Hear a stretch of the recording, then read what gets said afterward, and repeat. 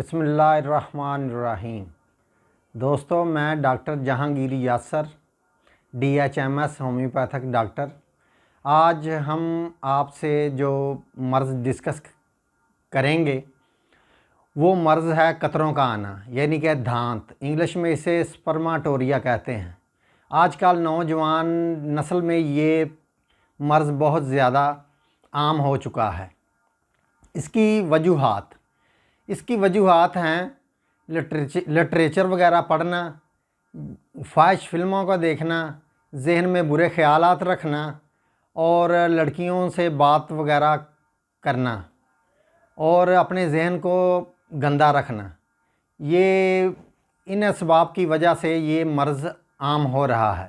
مزید تفصیلات بتانے سے پہلے ہمارے چینل ڈاکٹر جہانگیر یاسر کو سبسکرائب کریں اور ساتھ بیل آئیکن کو پریس کریں۔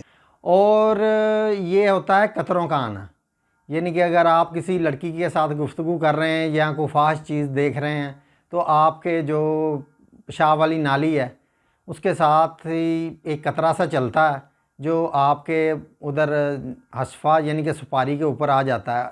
اور بعض دفعہ یہ ہوتا ہے کہ آپ کو قبض کا مسئلہ ہے، آپ زیادہ زور لگاتے ہیں تو اس کے ساتھ یہ قطرہ آ جاتا ہے، اور بعض دفعہ پیشاب کرنے کے بعد بھی یہ قطرہ آتا ہے، جسے حکیم لوگ یا عطائی ڈاکٹر کہتے ہیں کہ یہ آپ کو جریان کا مسئلہ ہے، حالانکہ اور وہ کہتے ہیں کہ آپ کی منی ضائع ہو رہی ہے، آپ کے جن کے سپرم ضائع ہو رہے ہیں، حالانکہ ایسی کوئی بات نہیں ہے۔ یہ جو آپ کو یہ قطروں کا مسئلہ ہے نا، یہ اصل میں آپ کو بتاتا ہوں کہ یہ کیا ہے۔ یہ ہے ہمارے جو پیشاب کے راستے میں ایک پروسٹیٹ گلینڈ ہوتا ہے، یہ اس میں سے ایک رطوبت نکلتی ہے، یہ ہوتی ہے چاول کے، یعنی کہ جیسے چاول کی پچ سی نہیں ہوتی اس کی طرح چکنی سی ہوتی ہے، اور یہ رطوبت ادھر سے نکلتی ہے۔ جب کوئی بھی مرد انٹرکورس ہوتا ہے اور سیکس کے لیے تیار ہوتا ہے اور یعنی کہ وہ ڈسچارج ہونے کے عمل میں ہوتا ہے تو قدرتی طور پر اس میں سے ایک قطرہ نکلتا ہے جو اس منی کی نالی کو تر کرتا ہے تاکہ جو منی ہے وہ آسانی سے خارج ہو سکے اور وہ جو مرد ہے وہ ڈسچارج ہو سکے۔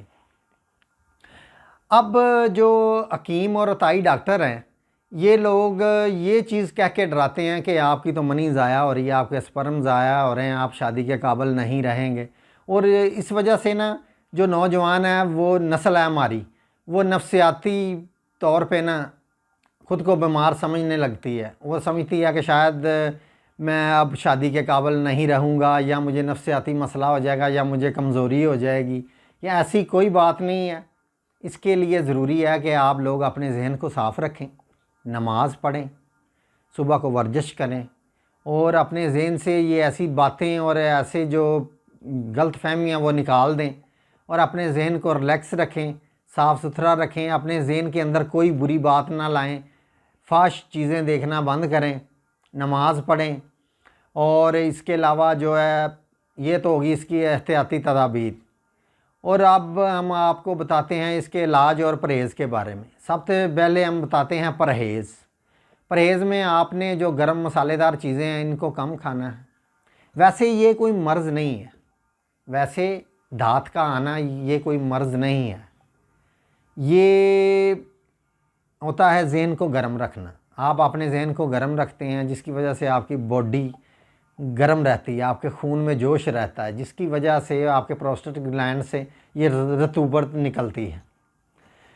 اب بات کرتے ہیں کہ فرض کرو آپ نے ایک لڑکی سے بات کر رہے ہیں اور ساتھ ساتھ آپ کو یہ ڈراپسی کا مسئلہ ہو رہا ہے۔ اگر تو جب آپ کی شادی ہوگی، یعنی کہ جب بھی کسی نوجوان کی شادی ہو جاتی ہے اس کے بعد یہ مسئلہ نہیں رہتا۔ اگر اس کے بعد بھی یہ مسئلہ آپ کو رہتا ہے تو پھر توجہ ہے دعا کی، اس کے لیے دعا کا ہونا ضروری ہے۔ یعنی کہ اگر آپ کو بار بار یہی مسئلہ ہو رہا ہے، آپ یہ چیز سوچ رہے ہیں کہ مجھے نماز میں مسئلہ ہو رہا ہے، یا اب میں چلتا ہوں یا دوڑ لگا رہا ہوں تب بھی مجھے یہ قطرے آ رہے ہیں، تو اس میں پریشان ہونے والی کوئی بات نہیں ہے، یہ شادی کے بعد سبھی ٹھیک ہو جاتا ہے۔ لیکن بات ہے اس کے علاج کی، تو اس کے علاج کے لیے میں آپ کو ایک دو میڈیسن بتاتا ہوں ہومیوپیتھک کی، آپ ان کو بآسانی خرید لیں بازار سے۔ ایک ہے سلینیم، یہ 30 طاقت میں لینی ہے، اور ایک ہے کونیم، اس کو بھی 30 طاقت میں لینا ہے۔ ان کے 4 قطرے آپ نے ملا کے ایک دن میں 4 ٹائم آدھا گھونٹ پانی کے اندر ڈال کے پینے ہیں۔ اس سے انشاءاللہ تعالیٰ یہ آپ کا جو مسئلہ ہے نا یہ حل ہو جائے گا۔ اور اپنے ذہن سے یہ بات بالکل نکال دیں کہ اس سے آپ کو کوئی نقصان ہو رہا ہے۔ میرے پاس کافی پیشنٹ آئے ہیں جن کو یہ 10 سال سے یہ مسئلہ ہے، لیکن الحمدللہ اللہ کا شکر ہے کہ میں نے چیک کیا کہ ان کو کمزوری نہیں ہوئی۔ آپ بھی اپنے ذہن سے یہ بات نکال دیں، اگر آپ کو زیادہ مسئلہ ہے پھر آپ نے یہ 2 میڈیسن لینی ہے، اور اس کے ساتھ آپ نے یہ جو گرم چیزیں ہیں یہ کم کھانی ہیں، اور یہ جو آپ سگریٹ وغیرہ یا پان نسوار کا یہ آپ کو عادت ہے اس کو کم کریں، اور اس کے ساتھ آپ نے نماز کو یاد رکھنا ہے، نماز پڑھیں 5 ٹائم، اور اپنے ذہن سے جو برے خیالات ہیں ان کو نکال دیں۔ انشاءاللہ تعالیٰ آپ کا یہ مسئلہ حل ہو جائے گا۔ شکریہ۔